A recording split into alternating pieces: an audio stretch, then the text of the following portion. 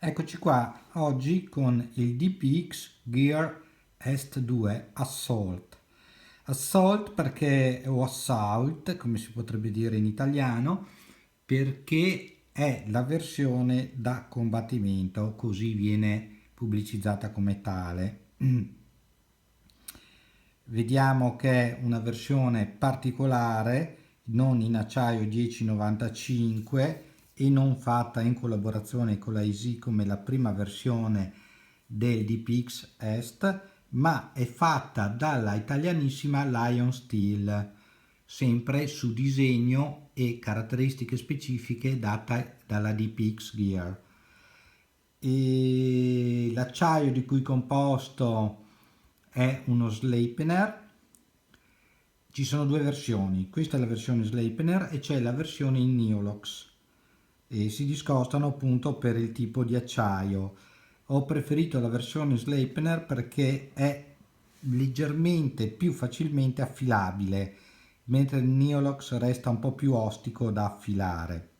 In quanto questo coltello, proprio per le sue specifiche caratteristiche, dovrebbe essere un coltello ottimo per EDC, cioè everyday carry, da portare sempre con sé. Vediamo che sopra ha l'apribottiglia, questa zigrignatura per permettere la presa, l'esagono in cui utilizzare gli inserti di cacciavite da poter utilizzare, e abbiamo in fondo al manico questo spuntone che può servire, che è la continuazione del codolo, che fa questo spuntone che può servire per aprire barattoli o scatole. In realtà qua devo dire la mia, questo spuntone è più una rottura di scatole che un vero servizio che dà, in quanto è vero che protegge anche il polso in caso vogliate usare il codolo come martello, però una volta che voi lo avete in cintura, questo spuntone si conficca nei vestiti, si conficca nella carne, quindi se voi l'avete in orizzontale nell'addome, se lo avete in verticale nella pancia. E quindi sì, può essere utile, ma messo in questa situazione è molto fastidioso. È vero che è stato costruito il suo fodero in modo tale, è in cordura, il fodero è in cordura, in modo tale che una volta inserito, vedete, una volta inserito, può anche essere catturato così e chiuso.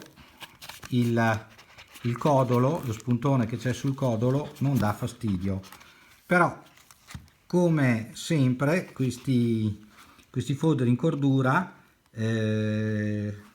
non sono molto pratici, perché se voi volete utilizzarlo come EDC e come difesa, ora che aprite, ora che estraete, siete belli che fatti.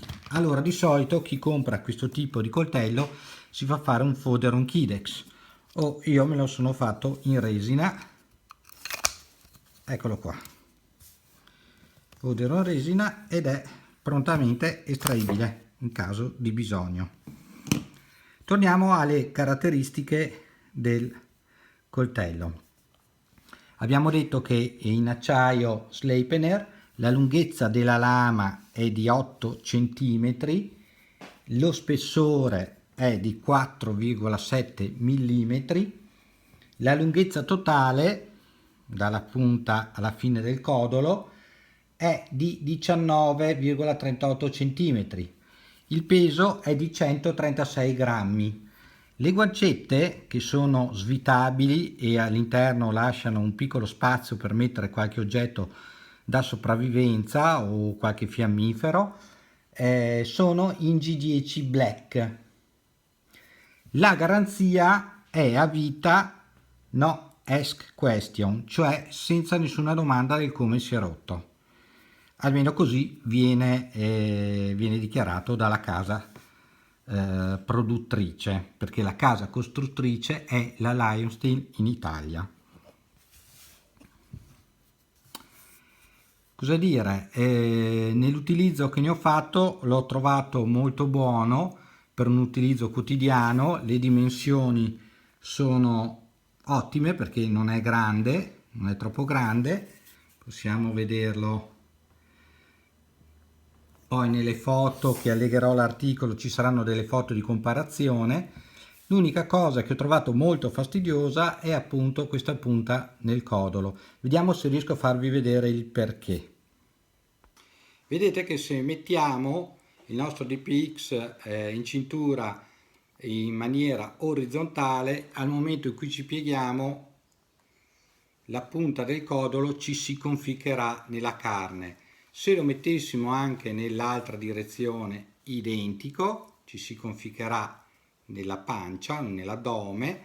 Se lo mettiamo in verticale, non ci si conficca, però sì, la punta, vedete, se c'è bisogno di fare un'estrazione, si blocca nei tessuti, nei vestiti.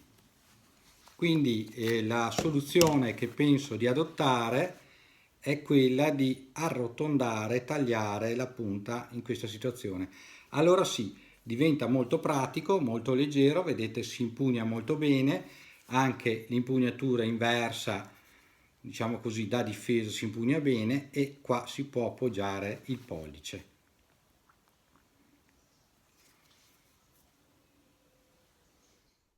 Ed eccoci dopo la modifica che non si blocca più. Abbiamo arrotondato la punta del codolo e adesso può essere utilizzato perfettamente in cintura.